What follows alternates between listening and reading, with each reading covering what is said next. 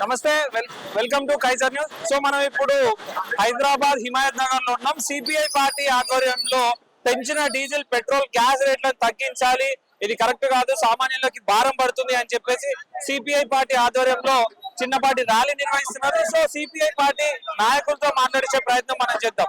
సంక్షోభం నెలకొన్నది, దానికి కారణం ఈ ఉత్పత్తుల పైన కూడా ఎటువంటి చర్యలు తీసుకోకుండా వారు ఇంతకుముందు ఎటువంటి సమస్యలు లేవు, పెట్రోలియం ఉత్పత్తులు బాగానే ఉన్నాయని చెప్తూ నేడు మీరు వాహనాలను వాడడం ఆపేయండి, వాటికి సంబంధించిన ఉత్పత్తుల నిల్వలు ఆపేయండి అని చెప్తూ ఇప్పుడు మనకి ఇరాన్ ఇంతకుముందు ఎంతో మంచి స్నేహం ఉన్నది.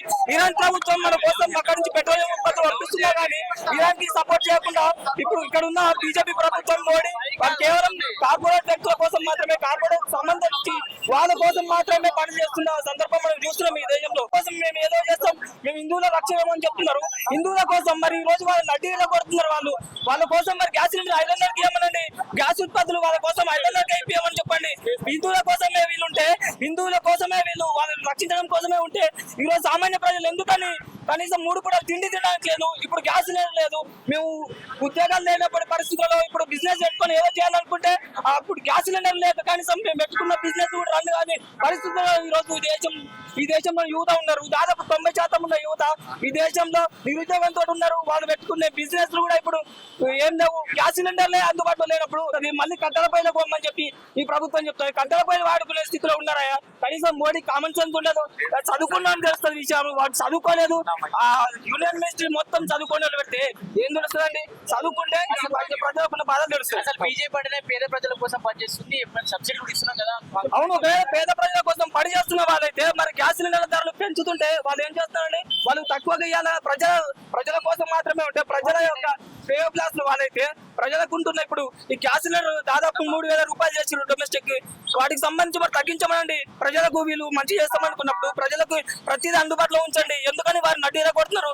ఇలా ప్రతిదీ కార్పొరేట్ కోసం, కార్పొరేట్ శక్తుల కోసం వీళ్ళు పనిచేస్తున్నారు తప్పితే మోడీకి ఏమైనా తెలివి ఉన్నదా అండి? ప్రజల కోసం ప్రభుత్వం ఏర్పాటు చేసిన, కార్పొరేట్ వ్యక్తుల కోసం ప్రభుత్వం ఏర్పాటు చేసిన ఈ రోజు మేము డిమాండ్ చేస్తున్నామంటే తక్షణమే మీరు గ్యాస్ సిలిండర్ల కొరత వీటి పైన రేట్లు ఎందుకు పెంచుతున్నారని నాకు అర్థం కాక అడుగుతున్నా. గ్యాస్ కి సంబంధించి ఎటువంటి బాధ లేదు, అందరికి అందుబాటులో ఉన్నాయని చెప్పిండ్రు. అసలు బీజేపీ పార్టీ అంటే అందుకే ఏదో ఒకటి మోడేసుకుంటారు మాట్లాడుతున్నారు. కాంగ్రెస్ అనే కాదండి, నేను ఒక విషయం చెప్తున్నా. ప్రభుత్వం ఏదున్నా, యూనియన్ లో ఉన్నా కానీ ఎక్కడ ఉన్నా కానీ ప్రభుత్వాన్ని ఏ ప్రభుత్వం అయినా ప్రజల పైన ఇటువంటి ట్యాక్స్ భారాలు వేస్తే మేము ప్రజల కోసం ప్రతిసారి మాట్లాడతాం, ఇప్పుడు మాట్లాడతాం. బీజేపీ అనే కాదు, కాంగ్రెస్ ప్రభుత్వం ఉన్నా మేము మాట్లాడతాం. ప్రజల పైన ఇటువంటి భారాలు మోపినప్పుడు, వారిని నడ్డి రెగదొక్కుతున్నప్పుడు కనీసం వాళ్ళు పక్షాన మాట్లాడడానికి ఉన్నది కాంగ్రెస్ ఏ పార్టీ ఉన్నా కానీ మాట్లాడేది కేవలం సిపిఐ మాత్రమే. ప్రజల కోసం మేము ప్రజా క్షేత్రంలోనే ఉంటాం, ఎప్పుడు సమస్యల పైన పోరాడతాం. ఇప్పుడు మోడీ కూడా వీటిపైన ఎటువంటి చర్యలు తీసుకోకపోతే దేశంలో ప్రజలు గమనిస్తూనే ఉన్నారు. వచ్చే ఎలక్షన్లలో మీరు కనీసం పుట్టగతులు లేకుండా పోతారని కూడా ఈ సందర్భంగా తెలియజేస్తున్నారు.